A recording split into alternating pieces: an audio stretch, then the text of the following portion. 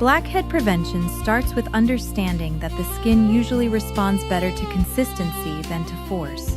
A blackhead forms when oil, dead skin cells, and small amounts of debris collect inside a pore, and the top of that plug is exposed to air and darkens.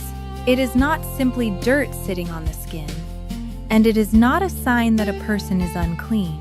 That matters, because many people respond to blackheads by scrubbing too hard, washing too often, or picking at the skin in frustration, and those habits often make the skin more irritated rather than clearer. A better approach is calm, repetitive care. Wash the face gently in the morning and again at night with a mild cleanser and lukewarm water. Avoid very hot water, harsh scrubs, rough cleansing tools, and aggressive rubbing. The goal is to remove excess oil, sweat, sunscreen, and daily buildup without stripping the skin barrier. A stripped, uncomfortable face can become red, reactive, and much harder to manage, which often leads people into a cycle of using even more products and more pressure. Another helpful principle is to choose products that are less likely to clog pores. Lightweight, non-comedogenic, or water-based products are often a better match for people who notice frequent congestion around the nose, chin, forehead, or jawline. Makeup should be removed fully before bed.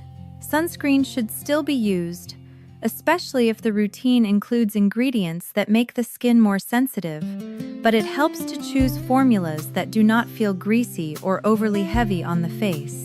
Moisturizer still matters even for oily skin. Many people are tempted to skip it because they assume oily skin does not need more hydration, but skin that feels dry and irritated can become even more reactive.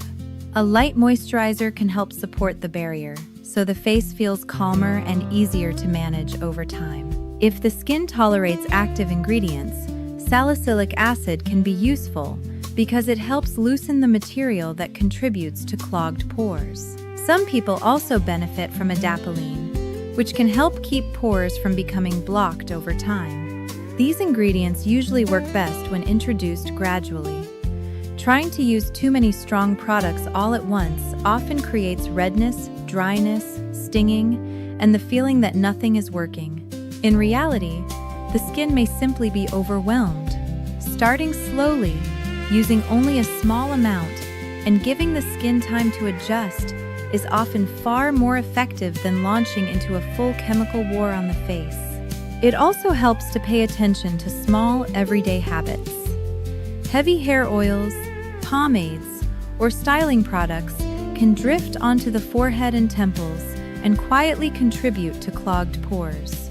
Pillowcases, hats, and phone screens do not need to become an obsession, but keeping them reasonably clean supports a better environment for the skin. Touching the face too often, leaning the chin on the hand for long periods, or checking the pores in the mirror every few hours can turn frustration into a habit that makes the skin worse. Squeezing blackheads with fingernails or metal tools may feel productive for a few moments, but that often creates irritation, lingering marks, and in some cases scars that last far longer than the original clog. It is much easier to prevent a mark than to fade one. Diet, stress, sleep, hormones, and climate may also influence how oily or reactive the skin feels, even though they do not explain every single pore. A person does not need to become afraid of food or turn daily life into a laboratory, but it can be useful to notice patterns calmly. If the face seems worse after very heavy cosmetics, after sweating and not cleansing, during periods of high stress, or after using a new hair product, that pattern can help guide better choices. Prevention does not require perfection. It requires habits gentle enough to repeat for weeks and months. Clearer skin usually comes from small things done consistently, not from one dramatic weekend of attacking every pore at once.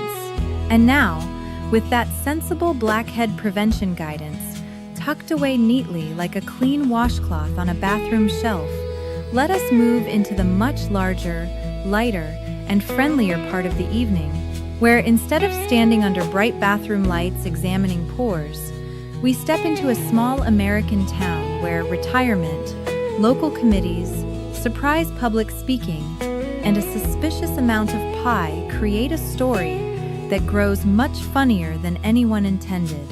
In the town of Fairmile, Missouri, 72-year-old Harold Benson believed that peace was one of life's great achievements. Peace meant coffee before conversation.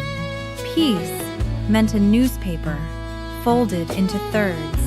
Peace meant knowing exactly where the scissors were, exactly when supper would happen, and exactly which chair on the porch had the least annoying squeak.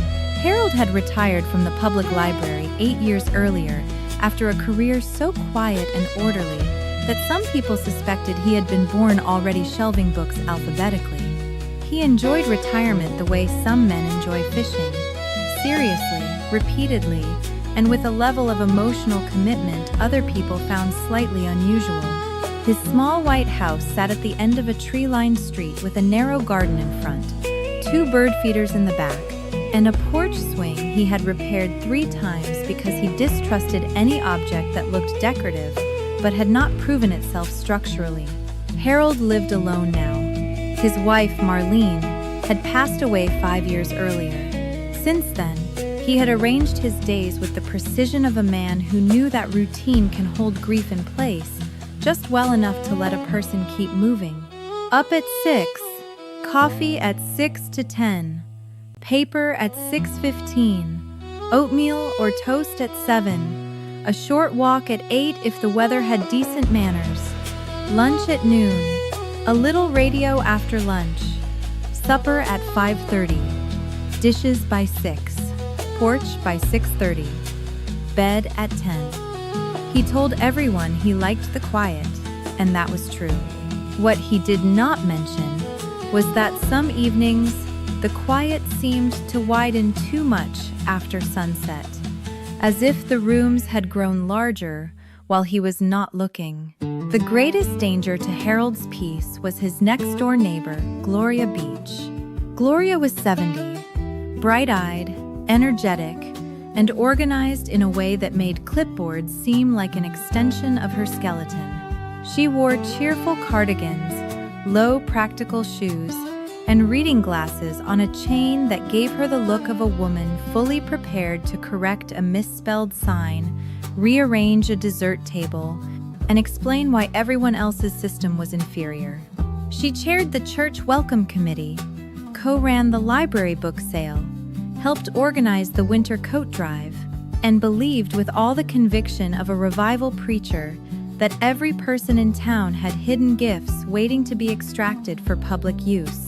On a windy Thursday in October, Harold was on his porch with a mug of coffee and half a slice of lemon loaf when Gloria came up the walkway, carrying a foil-covered casserole dish and a large yellow folder. Harold saw the folder and said, "No." Gloria stopped at the steps. "That is rude. That is efficient. You don't even know what I'm asking. You have a folder. I know enough. I also have tuna casserole. That means the folder is serious. That means I came prepared." "For what?" "For your resistance." Harold leaned back in his chair. "Then we are both having a realistic afternoon." Gloria climbed the steps anyway, set the casserole on the porch table, and sat down without invitation, which was very much her style. "The Autumn Fellowship Gala has a problem," she said. Harold closed his eyes for one brief second. The Autumn Fellowship Gala was Fairmile's annual fall gathering in the church social hall. It was an event involving casseroles, raffle baskets, local music, too many paper leaves, and enough pie to damage the emotional balance of the whole county. "What sort of problem?" he asked. The MC backed out. "Why?" His daughter invited him to Street Louis. That sounds legitimate. He also said he was not really a microphone person. Harold nodded. That sounds wise. Gloria ignored him. So naturally I thought of you. Why would you do that? Because you speak clearly, people trust you, and you are funny. Harold stared at her. I am not funny. You are after 70. Dry counts. I was a librarian. Exactly. You handled school children, budget meetings, and people who returned books damp. You can handle a microphone. That is not the same as wanting one. You do not have to entertain. Just welcome people, introduce the band, announce the raffle winners, and keep things moving. That sounds like work-wearing pie. That sounds like community. That sounds like trouble in a cardigan. Gloria smiled. You'll be good. I'll be reluctant. That is not a talent. It should be. She tapped the folder. I may already have written your name in pencil. Harold looked at the casserole dish. You volunteered me before I agreed? In pencil, Gloria said. I'm not reckless. No, just efficient in a way that depletes the spirit. Tomorrow, 6 o'clock. And if I refuse, I'll tell everyone you were intimidated by a microphone and decorative hay. Those are not equal threats. Together they make a convincing story. So that was how Harold Benson, retired librarian and defender of quiet evenings, became the emergency host of Fairmile's Autumn Fellowship Gala. For the next 24 hours, he prepared as if he were about to negotiate an international agreement between hostile pie factions. He found his navy blazer, the one reserved for weddings, funerals, and dinners at restaurants where napkins arrived folded like architecture. He polished his loafers. He wrote note cards. Then he rewrote them. Then he made backup note cards in case the first set failed morally. On Friday morning, his daughter, Rachel, called from Minneapolis. Dad, Gloria told Mrs. Klein. Mrs. Klein told Aunt Brenda. And Aunt Brenda told me you're hosting the church gala. Gloria should not have access to communication infrastructure. Rachel laughed.